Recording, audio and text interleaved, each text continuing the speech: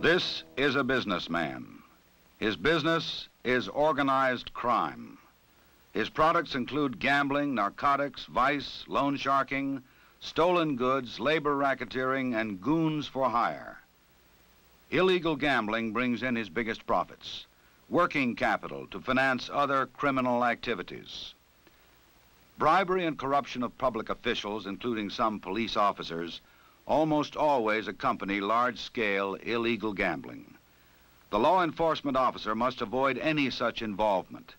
Besides corrupting the community he is sworn to protect, involvement puts him in personal jeopardy from local statutes and from the Organized Crime Control Act of 1970.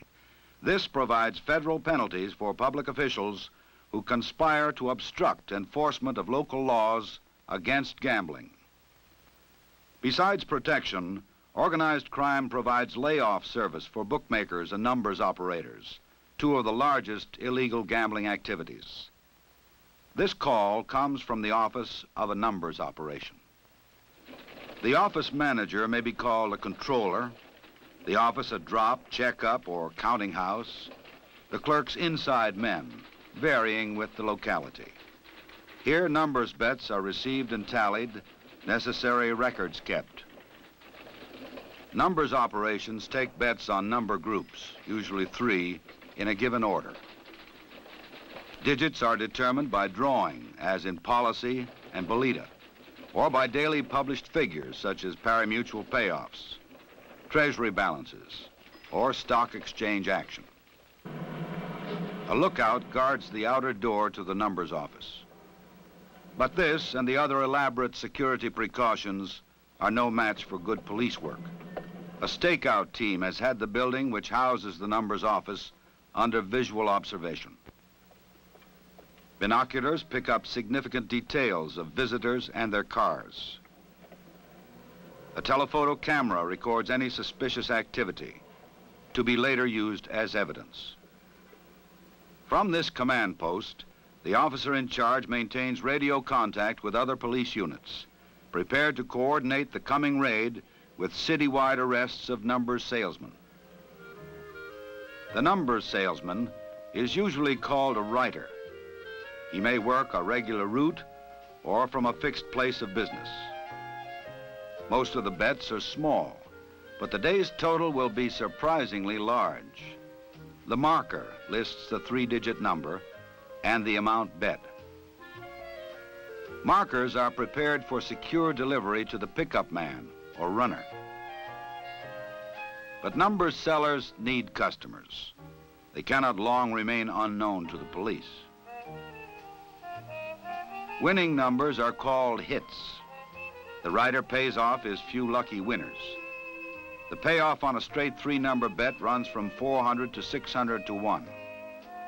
Smaller odds are paid on cut numbers, those heavily played because of superstition or other reasons. Correct odds should be 999 to 1. This differential leaves a small percentage for the writer, huge profits for the numbers operation. The temporarily happy winner is not the target. The stakeout waits for bigger game. The runner works for the office or bank that owns the numbers operation.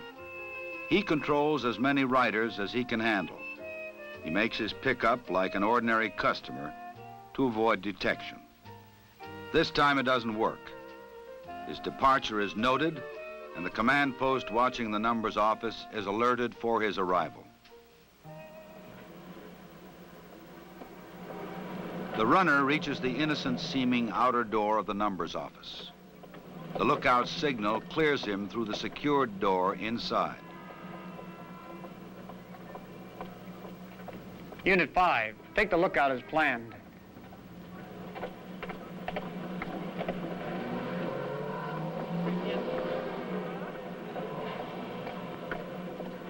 It is the last free action the lookout will make for some time.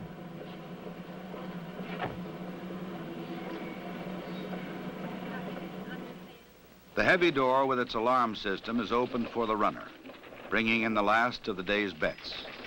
The cash has probably been routed separately to another location called the bank, headquarters, or clearinghouse. The clerks have run up the totals, and the controller is ready to make any necessary layoffs on heavily played numbers through an agency of organized crime. A pari-mutuel payoff at a distant track determines the final digit of the winning number.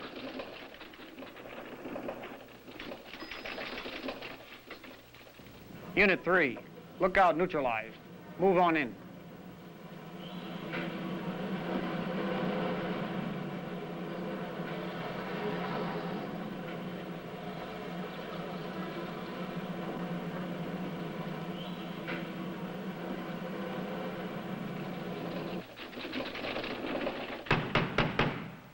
Police, we have a warrant.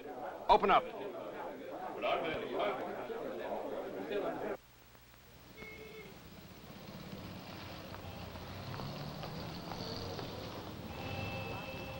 Police, open up or we're coming in.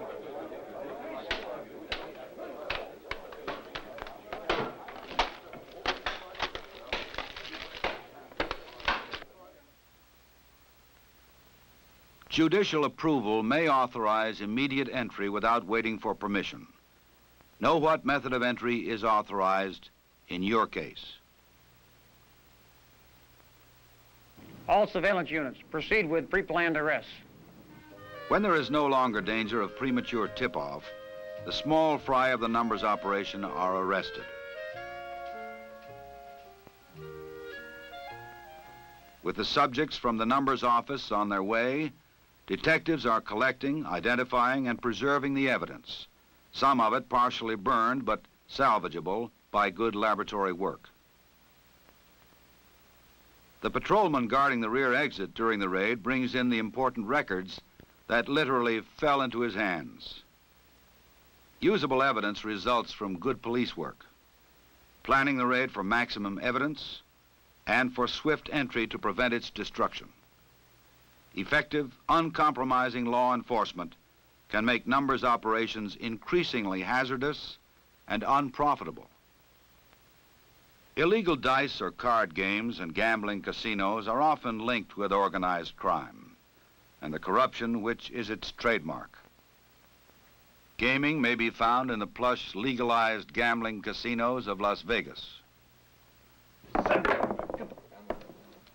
It may also be found in illegal floating dice games, often set up in hotel or motel rooms for their one-night stands. The equipment can be transported in a suitcase. Every part of it, from the layout to the dice, is suspect. So are the operator and his assistant. Some players are regulars, informed of the floating location. Many are transients, looking for action, and are easy to cheat safely. To find these marks, the operator uses steerers, taxi drivers, bartenders, bellmen. This driver is kept posted on the game location and will get a fee or percentage for the apparently half-drunk, well-heeled sucker he brings to the scene of the action. A confederate keeps watch in a separate room, ready to signal an alarm. He may also double as strong-arm man in case a loser starts trouble. It is to the lookout's room that the steerer has sent his passenger.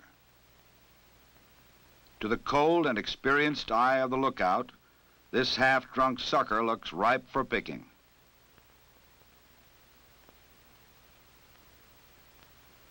He gives him the room number of the floating crap game and signals the operator to expect him.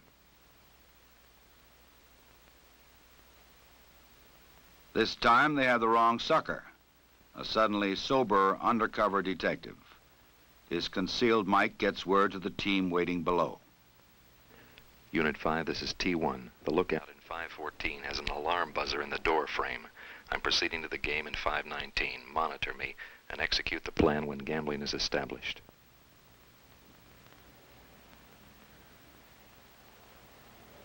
Unit 5 to all units, proceed as planned. Come on. That's 10. Easy for you. Do it the hard way. Hard way. Do it the hard way. Not that time. 9. 10, right back. Come on. Come on. 2 5. Little 10. 12. 10, right back.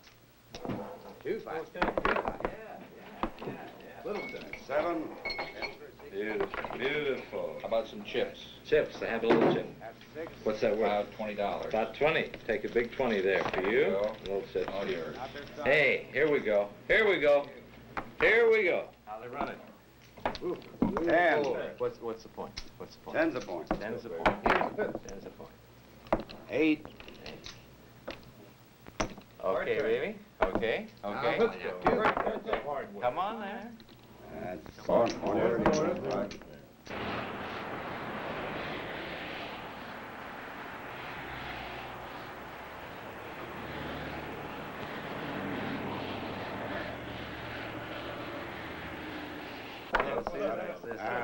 6. All right, I think the man. Statutes concerning players in an illegal game vary from jurisdiction to jurisdiction. 7, Matt. Okay. Okay. Give me the dice. Give me the dice. Next shooter. Let me get the dice. Place your bets. All right. We're going. Let's go, Rick. There we go. Nothing. So just freeze. Come on. Police, freeze. Put your There's hands no on the question table. anywhere about the arrest of the operator and his confederates.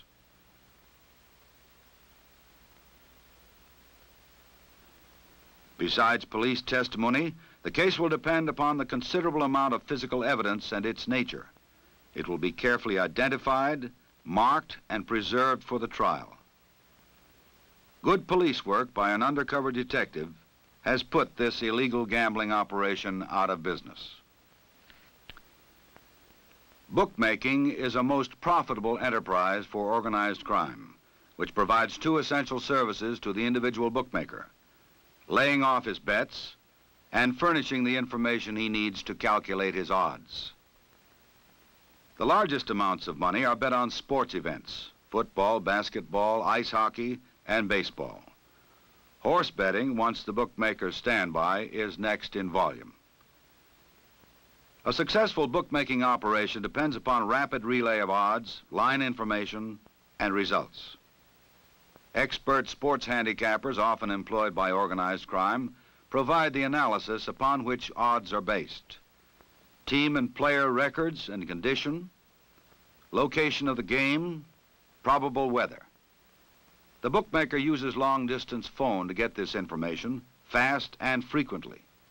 He also makes out-of-town calls to the bankers of organized crime to lay off his bets and keep the book in balance. So that these incriminating toll calls are not charged to the apartment he rents for a few hours each day, he has attached to the telephone an electronic device, the blue box. Like all evasive devices, it violates telephone company regulations. The blue box circuitry permits the user to make toll-free, unrecorded, and untraceable calls wherever direct distance dialing is available. Through the blue box phone, the bookmaker gets the latest point spreads on the college games he is booking. On football or basketball, the bettor usually wagers $11 on a pick'em basis to win 10. Point spreads reflect the handicapper estimate of the competing teams. Baseball bets are usually placed at varying odds, based upon the pitchers for the day, as well as the team record. To receive the incoming calls from bettors on which his livelihood depends, the bookmaker relies on several devices which may keep his location or private phone secret. One is the backstrap, a simple circuit which connects the bookmaker's unauthorized extension to an authorized and listed telephone at a nearby but separate and clean location. Another way to prevent his incoming calls being traced or his location revealed is by installing a black box, a somewhat more complex electronic device. It absorbs the electrical impulses on incoming calls so that they do not record at the telephone company's central billing equipment. This bookmaker, however, uses the more sophisticated cheese box to conceal his location and private telephone number. He maintains a private phone elsewhere than the apartment from which he works, with a number known only to him. He keeps an open line from his apartment to this phone at prearranged hours known to his customers. They have a different number to call, connecting them with still another phone, which may be in an empty room or other clean location. This call is switched through the cheese box to the bookmaker's private phone, also in a clean location. Then, during the hours that he monitors this phone from his apartment, he can converse with the customer, who has called an entirely different number to reach him. Other elements in the elaborate screen of deception may be markers or records on instantly disposable water-soluble or flash paper. But even the tightest screen will not shield against vigorous and uncompromising police work. Informants are a prime source for discovery of illegal gambling. They may be on a police payroll, regular bettors, competitors, or disgruntled employees. This is a housewife who has discovered where most of her husband's paychecks are going, betting on sports. She gives the detectives the accommodation number that she knows her husband calls to make wagers. Even then, it is not easy to find the bookmaker's actual location. The telephone company will aid in tracing it through the maze of electronic evasion.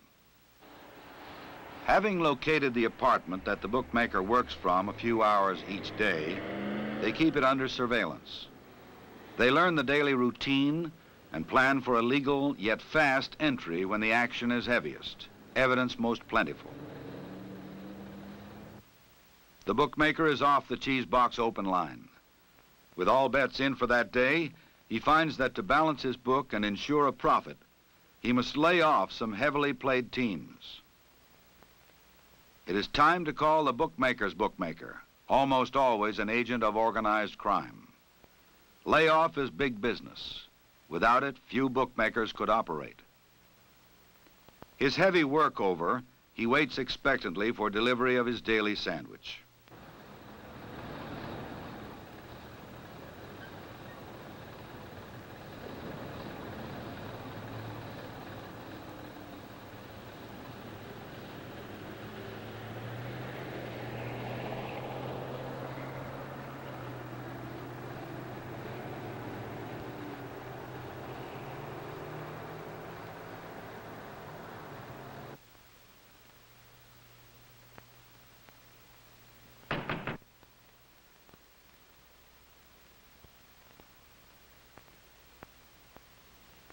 Information leads to investigation.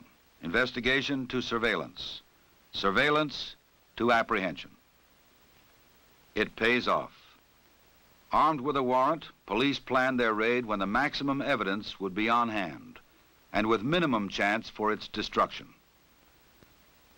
There is no cooperation from the bookmaker, but their continuing investigation will uncover other evidence: the unauthorized electronic equipment, the testimony of the not-so-innocent owners of the apartment.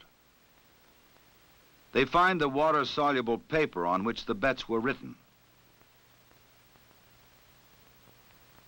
and a little black notebook listing the bookmaker's layoff and line odds sources. They lead directly to organized crime. Without organized crime to bank numbers, lay off bets, protect gaming, and bribe some officials and police officers, illegal gambling could be stopped. 2 gentlemen from the FBI to see you, sir. You, the officer, must be aware of the connection between illegal gambling and organized crime. Only honest, aware, and informed law enforcement officers can bring the organized criminal before the bar of justice. Only incorruptible, impartial, and stern justice can make him pay for his crime. You must be informed on the major types of illegal gambling, their MOs, and the applicable gambling statutes in your jurisdiction. You must be trained in effective techniques to discover the illegal gambling operation through informants, observation, and investigation. To follow the operation as close to the top as possible. To plan the arrests so as to acquire and preserve the necessary evidence for conviction.